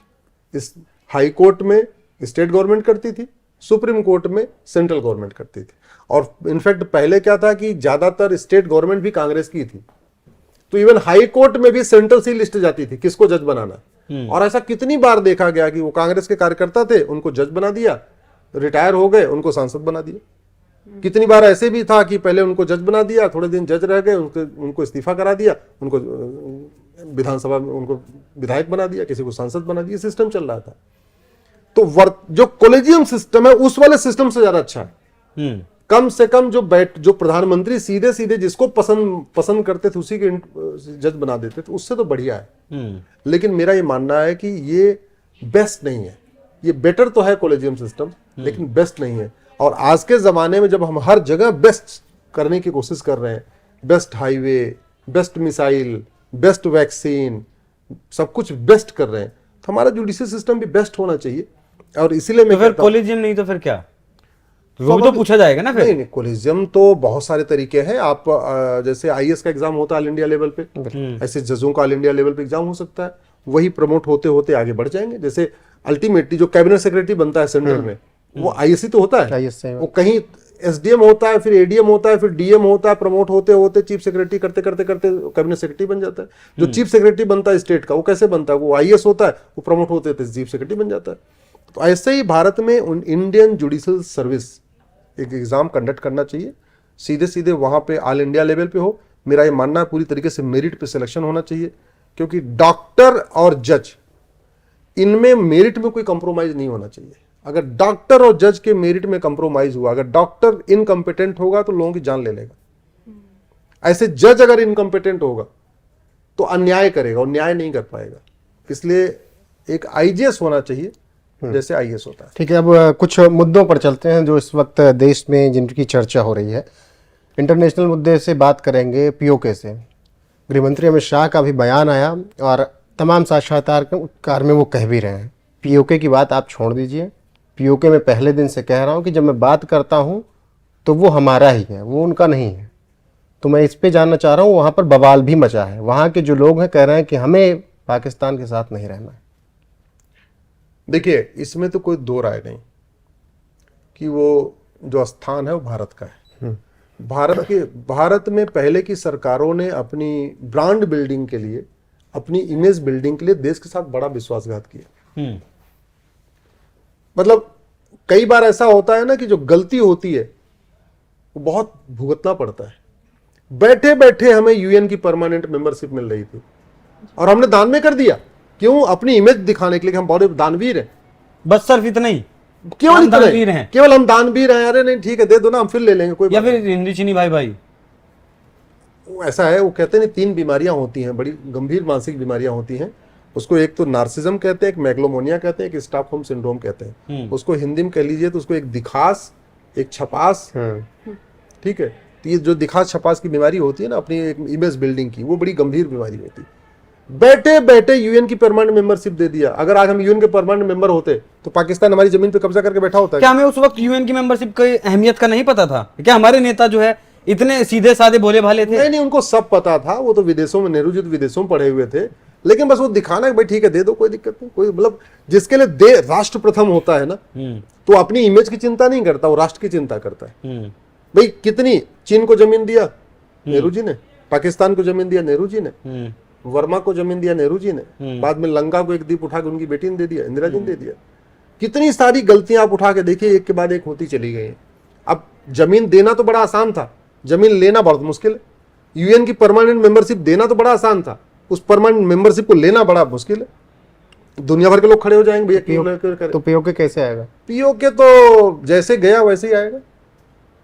जैसे गया, कोई चीज बीमारी जैसे शुरू होती है वैसे खत्म होती है। लेकिन ये जो भारत खंड खंड हो चुका है, इधर उधर जा चुका है, हम जो बात करते हैं अखंड भारत की, प्रैक्टिकली क्या ये पॉसिबल है कॉन्स्टिट्यूशन के अकॉर्डिंग भी? नहीं, मेरा देखिए, मेरा ये मानना है कि जो वर्तमान भारत है यही अखंड रहे तो बस पर्याप्त है। जो फिलहाल है, जो फिलहाल है, तो फिर तो पीओके को भूल जाना और चाहिए। वो छोटा टुकड़ा वो भारत का ही पार्ट है। अच्छा, वो तो भारत का ही पार्ट है। मैडम पूछ रही पाकिस्तान बांग्लादेश को मिला लेना चाहिए कि? मैं कह रहा हूँ भैया काम करो बांग्लादेश वालों, आप अपने मस्ती में रहो, इधर घुसपैठ मत करो। जो आए वही नहीं संभाले जा रहे। हाँ, जो 5 करोड़ आ गए इनको भी ले लो वापस, लेके अपने खुशहाल रहो। अच्छा, जो ये आंकड़ा बताते हैं 5 करोड़ का घुसपैठियों का, सबसे ज्यादा जो घुसपैठ है बंगाल से होती है। ममता दीदी की सरकार है तो वहां कोई टेंशन भी नहीं है। जो जिस तरीके के वहां लोग हैं, ममता दीदी के जो नेता हैं, वो आराम से वहां घुसपैठ होती है, आधार कार्ड, पैन कार्ड, वीडियो सब वायरल चलता है, कोई वीडियो दिक्कत नहीं। वायरल है। तो ये 5 करोड़ का आंकड़ा जो है ये आपके पास कैसे आया? क्योंकि जितनी भी अगर हम रिपोर्ट्स पढ़ेंगे तो वहां कुछ हजारों में मिलेंगे, कुछ लाखों में मिलेंगे, बस करोड़ों में नहीं मिलेंगे। नहीं, 2 करोड़ का आंकड़ा तो पार्लियामेंट में गृह मंत्री ने एडमिट किया। हाँ, 2 करोड़ आ चुके हैं। मैंने 5 करोड़ का आंकड़ा, मेरी पीआईएल चल रही, भारत में एनआरसी होनी चाहिए।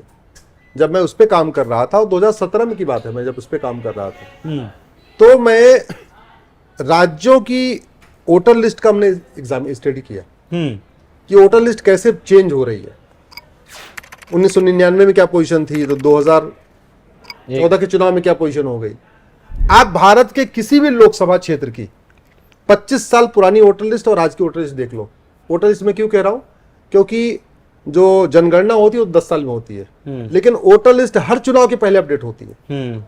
ठीक है, विधानसभा चुनाव होगा तभी वोटर लिस्ट अपडेट होगी, लोकसभा का प्रधान होगा तभी अपडेट होगी। बिल्कुल, गांव का आप 2024 की लोकसभा की वोटर लिस्ट अपने लोकसभा की और 1999 की वोटर लिस्ट अपने लोकसभा की एक बार कंपेयर करके आप देख लो, आपको पता चलेगा आपके लोकसभा की डेमोग्राफी बदल चुकी है, आपके लोकसभा की डेमोग्राफी बदल गई है, आपके बदल गई है, आपके बदल गई। भारत के सभी लोकसभा क्षेत्रों की डेमोग्राफी तेजी के साथ बदल रही है। उसका रूट काज का है घुसपैठ, धर्मांतरण, जनसंख्या विस्फोट। उस समय जब मैंने रिसर्च किया था तो मैंने कहा था 5 करोड़ आ चुके हैं और केंद्र के अलावा सभी राज्यों को नोटिस गई है और किसी भी राज्य सरकार ने ये नहीं आके सुप्रीम कोर्ट में कहा कि इनका आंकड़ा गलत है।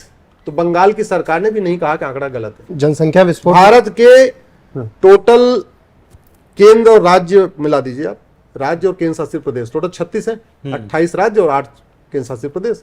36 में से 9 राज्यों की डेमोग्राफी बदल गई, यानी 25% राज्यों की डेमोग्राफी बदल गई। बिल्कुल। भारत में टोटल इस समय 800 जिले हैं। 800 जिलों में से 200 जिलों की डेमोग्राफी बदल चुकी है। हिंदू माइनॉरिटी में चला गया। 25% जिलों की डेमोग्राफी बदल गई। भारत में 6000 तहसीलें हैं। 6000 तहसीलों में से 1500 तहसीलों की डेमोग्राफी बदल चुकी है, यानी 25% तहसीलों की डेमोग्राफी बदल चुकी है। भारत के बॉर्डर पे 300 तहसीलें हैं। बॉर्डर पे Himalaya border, Pakistan border, Bangladesh border, Nepal border, या इधर महाराष्ट्र का समुद्र का बॉर्डर, गोवा का जो बॉर्डर पे जो 300 की 300 यानी 100% बॉर्डर की तहसीलों की डेमोग्राफी बदल चुकी ये कितना बड़ा खतरा है? है। जो सीमांचल का जितना बड़ा इलाका है वो सब घुसपैठिए वहां हैं। बिल्कुल। आपके मुताबिक भी जितने हम रिपोर्ट्स पढ़ते हैं, चाहे सबके वो मुताबिक। असम का बॉर्डर, हमारे देश बंगाल के का भीतर भी बॉर्डर। दुश्मन बैठे हैं और देश के चारों तरफ भी दुश्मन बैठे हैं और बॉर्डर पे हमारे घुसपैठिए। ये कितना बड़ा खतरा है? क्या इस चीज की जानकारी सरकार को नहीं है? इस देखिए सबको है और मुझे ऐसे लग रहा है कि अब इसका इलाज भी होगा। इलाज अभी हम लोग चर्चा कर रहे थे, एक वीडियो मैंने आपको दिखाया था कि कैसे वो अंदर से बच्चों को फेंक फेंक रहे हैं ना। क्यों फेंक रहे हैं? उनको पता है भारत में चले गए, एक बार चले गए तो कहीं जंगल में जाके बस जाएंगे, कहीं सड़क के किनारे, हाईवे किनारे, रेलवे लाइन किनारे, कहीं झुग्गी बना ले, कोई फर्क ही नहीं पड़ेगा।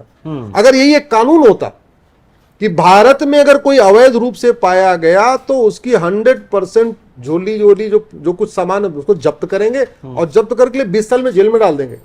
तो कोई अंदर से आता क्या? नहीं आता, नहीं आता। वो आप ऐसे, इसको दूसरा एग्जांपल मैं आपको देता हूं। जैसे पॉलिटिशियन है, उनके किसी के पास एक्स कैटेगरी की सिक्योरिटी, किसी के पास वाई कैटेगरी की सिक्योरिटी, किसी के पास जेड कैटेगरी की सिक्योरिटी, किसी के पास एसपीजी होती है। ये जो एसपीजी वाले हैं या जेड कैटेगरी वाले हैं, किसी गोली मारते हैं क्या? नहीं।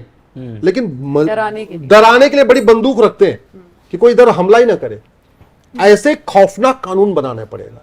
चीन में लोग क्यों नहीं घुसते? क्योंकि 20 साल सजा होती है। सिंगापुर में अवैध रूप से क्यों नहीं घुसते? 20 साल सजा होती है। जर्मनी में लोग अवैध रूप से क्यों नहीं जाते? 20 साल सजा होती है। जापान में अवैध रूप से क्यों नहीं जाते? 20 साल सजा होती है। कोरिया में क्यों नहीं जाते? फांसी देते हो। इसमें कुछ बहुत पैसे लगते हैं इन चीजों को अपनाने में। वो जापान में जो हो रहा है, चाइना में या अमेरिका में जो हो रहा है, अगर इन चीजों को अपने संविधान में हाँ, डालें, ये एक मोटा खर्चा है कहीं? कोई खर्चा नहीं है, फ्री में है। खर्चे वाले काम तो सब हो रहे हैं। हाईवे बनाने में खर्चा आता है, मॉल बनाने में खर्चा आता है, फ्री सामान देने में भी खर्चा आता है। वो सब कानून बनाने में कोई खर्च नहीं आता। लेकिन मुझे ऐसे लग रहा है कि शायद अब जो है कानून बनेगा, क्योंकि देश, खासतौर पे यूथ, पढ़े लिखे लोग, टैक्स पेयर, अब वो कह रहे हैं भैया हमको कुछ नहीं चाहिए, हमको तो कठोर कानून चाहिए, हमें अपने आने वाली पीढ़ियों की चिंता है। और सब ये भी कह रहे हैं कि हाईवे बनाने से हमारी संस्कृति भारत नहीं बचने वाला है, एयरपोर्ट बनाने से नहीं। अब कठोर कानून बनाना पड़ेगा। घुसपैठ, धर्मांतरण, जनसंख्या विस्फोट को रोकने के लिए कठोर कानून बनाना पड़ेगा। ये सब डिमांड कर रहे हैं। लेकिन देखिए ना, यहाँ पे बस एक सवाल, ममता बनर्जी चैलेंज कर रही है CAA बंगाल में लागू नहीं होने देंगी। वो तो उनका चुनावी नहीं, ऐसा पॉसिबल है कि वो कह रही तो नहीं हो सकता? नहीं, वो कुछ नहीं कर सकती। पहली बात तो वो बस मिसगाइड कर रही हैं और वो इसलिए मिसगाइड कर रही हैं क्योंकि झूठ बोलना पाप तो है, झूठ बोलना अपराध है। अपराध नहीं है। रूट काज वही है। ठीक है, तो उनके हाथ में कुछ नहीं, उनके हाथ में कुछ भी नहीं है, कुछ नहीं कर सकती। जिसको अप्लाई करना है वो सेंट्रल होम मिनिस्ट्री के पोर्टल पे अप्लाई करेगा। पोर्टल ऑलरेडी बन चुका है, लोग अप्लाई कर रहे हैं। स्टेट गवर्नमेंट से कुछ पूछा भी नहीं जाएगा, DM से कुछ पूछा भी नहीं जाएगा, सीधे केंद्र सरकार उस पर कर रही है। तो उनके हाथ में कुछ है ही नहीं है। लेकिन और वैसे भी CA भारत के लोगों के लिए है ही नहीं है। ये तो बेचारे जो पाकिस्तान, अफगानिस्तान, बांग्लादेश में सब कुछ छोड़ के आए हुए हैं, सब कुछ छोड़ के आए हुए हैं। अदरवाइज अगर उनको अपने घर की लालच होती, खेत खलिहान की, तो वहीं रहते, वहीं कन्वर्ट हो जाते। उनको लिए कुछ भी इंपॉर्टेंट नहीं है। सबसे इंपॉर्टेंट क्या है? हमारा धर्म बच जाए। जो धर्म बचाने के लिए आया। भारत एक धर्मनिष्ठ राष्ट्र है और यहीं के लोग, अगर भारत में उनको नागरिकता नहीं मिले तो कहाँ मिलेगी उनको? धर्म बच जाए, जनसंख्या विस्फोट की बात हुई। रिपोर्ट आई है 7.18% 8% हिंदू, ऑलमोस्ट 8 कम हुए हैं। 43.15% मुसलमान इस देश में बढ़े हैं।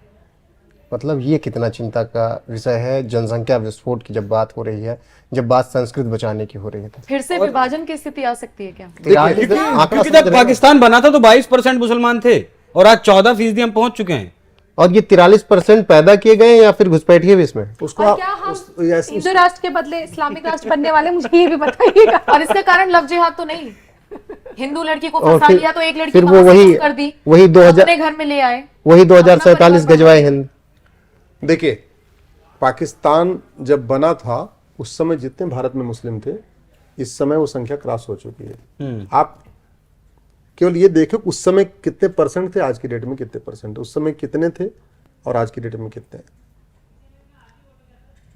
जो ये हुआ है 8% हिंदू घटे हैं, 43% बढ़े हैं, इसका मतलब जो बीच का गैप है वो तो और ज्यादा हो गया ना।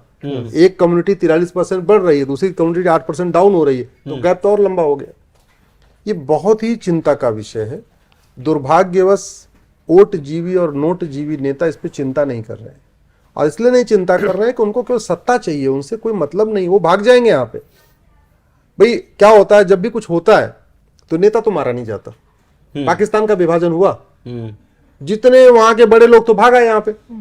जेठमलानी जी चले आए, आडवाणी जी चले आए, मनमोहन सिंह जी चले आए, इंद्र कुमार गुजराल जी का परिवार चला आया, खुशवंत सिंह चले आए, मिल्खा सिंह चले आए, सुनील दत्त के पिताजी क्या था, सुनील दत्त जी चले आए, ऋतिक रोशन के दादा रोशन साहब चले आए, सब चले आए, मोहिंदर लाला अमरनाथ चले आए, पृथ्वीराज कपूर चले आए, जितने बड़े लोग। तो क्योंकि जो बड़े संभ्रांत लोग होते हैं, संपन्न लोग होते हैं, ये भांप लेते हैं कुछ गड़बड़ होने वाले, पहले वहां से खिसक लेते हैं। ऐसे ही जिस दिन यहाँ गड़बड़ होना शुरू हो जाएगा ना, तो आज ये जो कोई अंबेडकरवाद की बात करता है, कोई गांधीवाद की बात करता है, कोई जो है कोई फलानावाद, कोई फलानावाद, ये सारे खिसक लेंगे। कोई ऑस्ट्रेलिया भाग जाएगा, कोई अमेरिका भाग जाएगा, कोई कहीं भाग जाएगा, और सबने अपना जुगाड़ कर भी रखा हुआ। यहाँ के ज्यादातर पॉलिटिशियन ने अपना मकान वकान बना रखा है, उनको पता है कुछ गड़बड़ होगी तो यहाँ रहना ठीक नहीं है, तो निकल दो। फंसेगा कौन? जनता। दुर्भाग्यवश जनता जो है उस चीज को समझ नहीं पाती, वो नेताओं के जो बोल वचन पे ही जाती है, नेताओं के भाषण पे जाती है। हमें इस बात की खुशी है जो सर्वे आया, ये बात हम 10 साल से कह रहे थे। हमने यूनिफॉर्म सिविल कोड की पीआईएल फाइल किया, हमने पॉपुलेशन कंट्रोल की पीआईएल फाइल किया, ये सारे आंकड़े हमने दिए थे कि ये हो रहा है। अब कम से कम चलिए, सरकार की एजेंसी ने कहा है कि हाँ 8% हिंदू खत्म हो गए हैं, 43% बढ़ गए हैं, तो मुझे लगता है चुनाव के बाद आने वाले टाइम में इस पर कुछ कानून बनेगा, और कानून बनाना बहुत जरूरी है। और कानून लॉलीपॉप वाला नहीं चाहिए कि नहीं अगर 2 बच्चा कर लोगे तो हम तुम्हें स्कूटी दे देंगे, 2 बच्चा कर लोगे तो 50,000, ये सब नहीं। यूपी की तरह 2 से ज्यादा हुए तो नागरिकता खत्म, और 3 से ज्यादा हुए तो 10 साल की सजा।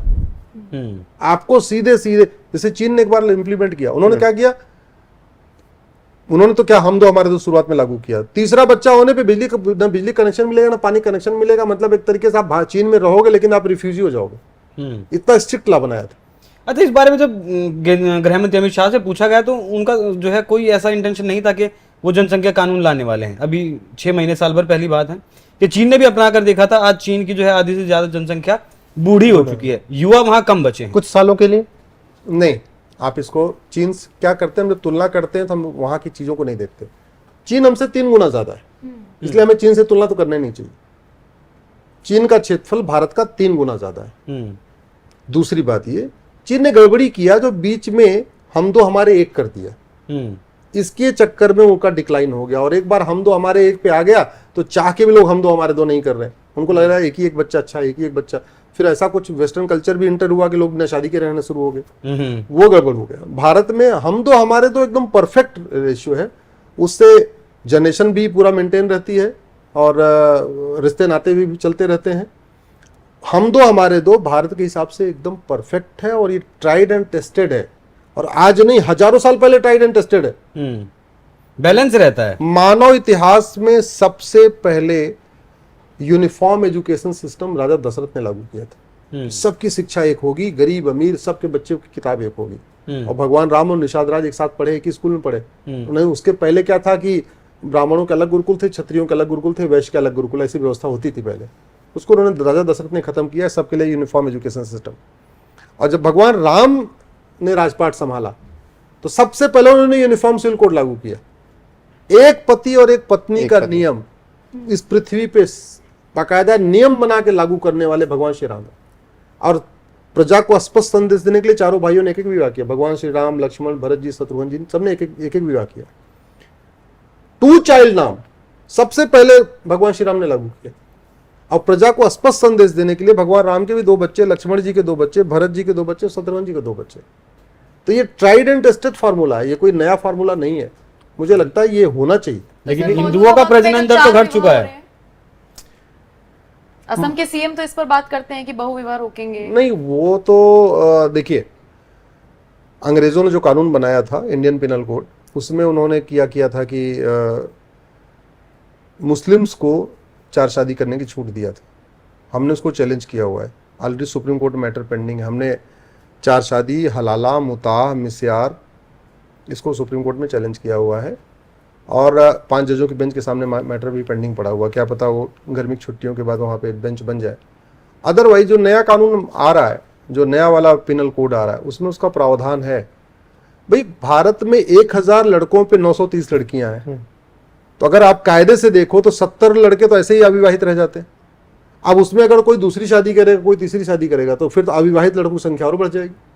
तो पूरा ये जो नेचुरल बैलेंस है वो डिस्टर्ब हो जाएगा। ये जो 4 शादी वाला कॉन्सेप्ट है, ये उस जमाने में हुआ होता था जब युद्ध बहुत होते रहते थे और सैनिक मार दिए जाते थे। ये होता, भैया अगर सैनिक मार दिया गया तो विधवा का क्या होगा? तो ये होता था, भाई ठीक है, 2 शादी कर लो, 3 कर लो, 4 कर लो, जिससे कि सब किसी कोई दिक्कत ना आए, सोसाइटी का प्रोटेक्शन बना रहे। अब इतना युद्ध तो हो नहीं रहा, अब इसलिए इसको कंप्लीट बैन करना जरूरी है। लेकिन जब बात आई कि हम 2 हमारे 2, एक विशेष समुदाय क्यों नहीं समझ रहा है इस बात को? हम 2 हमारे 8, हमारे 12। एक्चुअली सबसे ज्यादा तो उसी विशेष समुदाय को हम 2 हमारे 2 की जरूरत है। और वो हम 2 हमारे 2 भी नहीं कहते हैं कि अल्लाह है, की हम देन है। और हमारे 4 हैं। वो पहले से उनका ही- प्रजनन दर 2.6 है और हिंदुओं का प्रजनन दर 1.9। एक माता पिता के 2 बच्चे भी नहीं है। सर, वो हम 2 हमारे 2 भी नहीं है, वो हम 2 नहीं है, हम 4 है ना। वो तो पहले से 4 पत्नियां। देखो, मेरा ये मानना है कि अगर कायदे से आप देखिए, यूनिफॉर्म सिविल कोड से हिंदू, जैन, बौद्ध से कोई फायदा नहीं। किसको फायदा है? मुस्लिम्स को। सबसे ज्यादा जो सेहत खराब है, हेल्थ सर्वे आया, वो मुस्लिम महिलाओं की खराब है। और क्यों खराब है? क्योंकि ज्यादा बच्चे हो रहे हैं। तो अगर पॉपुलेशन कंट्रोल ला आएगा तो वो भी 2 ही 2 बच्चे होंगे, तो स्वास्थ्य किसका अच्छा होगा? हिंदू, मुस्लिम महिलाओं का। तो पॉपुलेशन कंट्रोल ला आने से गरीबी कम होती है। गरीबी सबसे ज्यादा किस में है? मुस्लिम्स में है। अगर आप ध्यान से देखो, जल जंगल जमीन की समस्या, रोटी कपड़ा मकान की समस्या, गरीबी, भूखमरी, कुपोषण, प्रदूषण, अगर समस्याओं को आप देखो तो उसका सबसे बड़ा रूट काज है जनसंख्या विस्फोट। तो जब हम 2 हमारे 2 आएगा, सबका फायदा होगा, सबकी गरीबी दूर होगी। जो लोग हम 2 हमारे 2 करते हैं, देखिए वो गरीबी रेखा से ऊपर उठ जाते हैं। जो 5, 7, 10 बच्चे करते हैं वो गरीबी रेखा के नीचे रहते हैं। आज की डेट में ऐसे ही हो रहा है। आप अगर गरीबी और अमीरी को उठा के देखिए, तो जो लोग गरीबी रेखा के नीचे, उनके आप एक कॉमन फैक्टर मिलेगा कि उनके बच्चे ज्यादा है। जो 1-2 बच्चे पैदा करते हैं वो पढ़ाते हैं, लिखाते हैं और आराम से उनको सेटल करके उनको वो बीमारी भी कम होती है। तो जनसंख्या नियंत्रण कानून की सबसे ज्यादा जरूरत मुस्लिम महिलाओं को है। मैं तो इसलिए कहता हूं कि इस मुस्लिम महिलाओं को अगर वास्तव में सबसे ज्यादा किसी ने कल्याण किया है तो वो मोदी सरकार ने किया है। आर्टिकल 370 खत्म हुआ, किसको फायदा है आर्टिकल 370 से? कश्मीर के लोगों को। और कश्मीर में 96% कौन है? मुस्लिम। आर्टिकल 370 खत्म होने से ना आपको कोई फायदा, ना आपको कोई फायदा, ना आपको कोई फायदा, किसी को नहीं फायदा। फायदा किसको? भाई 370 खत्म हुआ, आतंकवाद खत्म हुआ, टूरिज्म बढ़ा, विकास बढ़ा, तो फायदा किसको हुआ? मुस्लिम्स को हुआ। ट्रिपल तलाक का कानून आया, फायदा किसको हुआ? मुस्लिम्स को हुआ। यूनिफॉर्म सिविल कोड आएगा, फायदा किसको होगा? मुस्लिम को होगा। पॉपुलेशन कंट्रोल लॉ बनेगा, सबसे ज्यादा फायदा किसको होगा? मुस्लिम्स को होगा। लेकिन दुर्भाग्यवश उनके यहाँ इस तरीके से एक नैरेटिव गढ़ा जाता है, उनको झूठ सिखाया जाता है कि वो इन्हीं कानूनों का विरोध कर देते हैं। चंद लोग विरोध करते हैं, लेकिन उसकी अफवाह ऐसी फैलाते हैं कि मुस्लिम विरोधी। ये सारे काम तो मुस्लिम्स के हित में है। लेकिन इस चीज को कुछ लोग समझते हैं और ज्यादातर जो तबका है वो नहीं समझता। वो समझता है उस और इन्हें मौलाना उस समझाने में, भाषा अगर को जो इन्हें मदरसे में पढ़ाया समझाने में जाता है। सरकार फेल हो रही है और मौलवी पास हो रहे हैं, क्योंकि अल्टीमेटली वो लोग मौलवी की बात मानते हैं, तो ये सरकार का भी तो फेलियर है। क्या आप अपनी बात रख ही नहीं पा रहे हैं? नहीं, पूरी दुनिया में जहां पे भी मदरसा है वहां पे प्रॉब्लम है। मैं इसलिए बार बार कहता हूं, मेरी पीआईएल भी चल रही है कि भारत में 10वीं तक 1 नेशन 1 सिलेबस हो, 1 नेशन 1 करिकुलम हो, मदरसे को बैन किया जाए। ये पूरी समस्या की जड़ मदरसा है। ये मदरसे जो है ये बच्चों को आज भी ना, मतलब आगे नहीं ले जा रहे हैं, वो पीछे ले जा रहे हैं। और उनको ऐसी ऐसी टीचिंग दे रहे हैं कि वो एक तरीके से, मतलब उनके अंदर कट्टरवाद आ जाता है, उनके अंदर चरमपंथ हो जाता है। नहीं, मदरसा तो मैंने एक ऐसा भी लेकिन- देखा है। लेकिन अश्विनी जी, मदरसे में मैं- इस्लामिक एक- शिक्षा दी जाती है, लेकिन नहीं, साथ मैंने साथ 2-3 सनातन मुस्लिमों से शिक्षा बात नहीं दी की। जा सकती। हाँ, यही मैं पूछना दोनों चाह रही साथ थी। साथ क्यों नहीं हो जाए? 2-3 मुस्लिमों से मैंने बात की, मेरे ऑफिस में ही है, मैं अभी अभी इंटरव्यू के बाद आपकी मुलाकात भी कराऊंगी। मैंने उनसे पूछा मदरसों में क्या पढ़ाया जाता है, ऐसे ऐसे मैंने सुना है कि तालीम दी जाती है। उन्होंने कहा हमारा दीन ईमान पढ़ाया जाता है, इसमें क्या गड़बड़ है? तुम लोग गुरुकुल में नहीं पढ़ते थे, तुम्हें तुम्हारा धर्म नहीं समझाया जाता, वही हमें पढ़ाया जाता है। अब इससे इधर मदरसों में क्या पढ़ाया जा रहा है जो बैन होना चाहिए? एक मदरसे में मैं गया था सहारनपुर में, वहां उर्दू भी पढ़ाई जा रही थी, संस्कृत भी पढ़ाई जा रही थी, साइंस भी थी, हिस्ट्री भी थी, इंग्लिश भी थी, हिंदी भी थी, लेकिन उनकी संख्या बेहद कम है। नगण्य है, उनकी संख्या नगण्य है। वो आपको इतने बड़े उत्तर प्रदेश में एक मिल गया तो मिल गया, ऐसे हो सकता है मध्य प्रदेश में एक मिल जाए तो मिल जाए, उनकी संख्या बहुत कम है। बड़ी सीधी सी बात है, अल्टीमेटली जैसे चीन में है या अमेरिका में है या जापान में है, उनका ये कहना है भैया पहले तुम बेसिक एजुकेशन लो, ये दीनी तालीम उलीन तालीम बाद में लेना, पहले तुम अच्छे इंसान बन जाओ, अच्छे देशभक्त बन जाओ, पहले तुम ये समझ लो कि क्या खाना चाहिए क्या नहीं खाना चाहिए, कैसे व्यवहार करना चाहिए, कैसे रहना चाहिए, समाज के प्रति तुम्हारी क्या ड्यूटी है, तुम्हें आगे चल के क्या क्या करना है, ये समझ लो, उसके बाद अपनी तालीम लेते रहो। भाई छोटे बच्चे को कुरान पढ़ाना, और अगर वो 17-18 साल का हो जाए कुरान पढ़े तो समझदारी किसकी ज्यादा अच्छी होगी? 17-18 साल के बाद पढ़ेगा, कुछ बचपन में क्यों पढ़ा देना? हम सारे लोग रामचरितमानस पढ़ना आता है, हम सब लोग पढ़ते हैं, हम सब कथा पता है, हमने कोई बचपन में गुरुकुल में जाकर थोड़ी पढ़ाई किया, हम तो अपनी कॉमन एजुकेशन लेते रहे। पैरेलल में हमने जब बड़े हो गए तो हमने थोड़ा अपना वेद भी पढ़ लिया, अपना रामायण भी पढ़ लिया, अपनी भगवत गीता भी पढ़ लिया। और बच्चा जितना बड़ा हो के उसको पढ़ता है उसको उतनी ज्यादा समझ आती है, तो बचपन से क्यों पढ़ाना? और वैसे भी क्या पढ़ा रहे हैं ये किसी को पता ही नहीं, क्या पढ़ा रहे हैं किसी को पता नहीं पता किसी को। कौन पढ़ा रहा है ये किसी को नहीं पता, क्या उसकी क्वालिफिकेशन किसी को नहीं पता, क्या होमवर्क दे रहा है किसी को नहीं पता, कुछ नहीं पता। ये गड़बड़ है। चलिए एक सवाल मैं आरक्षण पर लूंगा आपसे भी। जिस तरीके से प्रधानमंत्री मोदी भी मंचों से कह रहे हैं कि जो है, राहुल गांधी भी कह रहे हैं कि वो एक्सरे करेंगे फिर बंटवारा कर देंगे, मोदी जी भी कह रहे हैं कि आरक्षण देने की कोशिश है मुसलमानों को, और इसके एग्जाम्पल भी है कर्नाटक में 4% आरक्षण मुस्लिमों को दिया गया था। आंध्र प्रदेश की अगर बात करें तो 2004 से 2014 तक 5 बार देने की कोशिश की गई, हालांकि हाई कोर्ट ने मना किया, सुप्रीम कोर्ट ने मना किया, तो लागू नहीं कर पाए। अब फिर कर्नाटक में एक और बंगाल में अलग तरीके से मुस्लिमों को पिछड़ी जाति में बदलकर उनको जो है आरक्षण दे दिया गया। तो क्या वो आरक्षण में वाकई उन्हें आरक्षण देना चाहते हैं, बस उसका तरीका बदल रहे हैं? देखिए ये भारत का जब संविधान बन रहा था इसमें बहुत लंबी चर्चा हुई थी, तो उस समय भी ये बात आई थी। जो चर्चा आज हो रही है पहले हो चुकी है, 1947-48 में चर्चा हो चुकी है।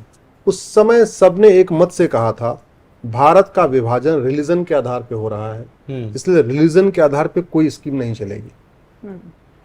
अगर आप उन संविधान निर्माताओं की मंशा को देखिए तो उनके हिसाब से ये जो आज की डेट में माइनॉरिटी अफेयर मिनिस्ट्री चल रही है ये भी गलत चल रही है, ये माइनॉरिटी कमीशन जो चल रहा है ये भी गलत है।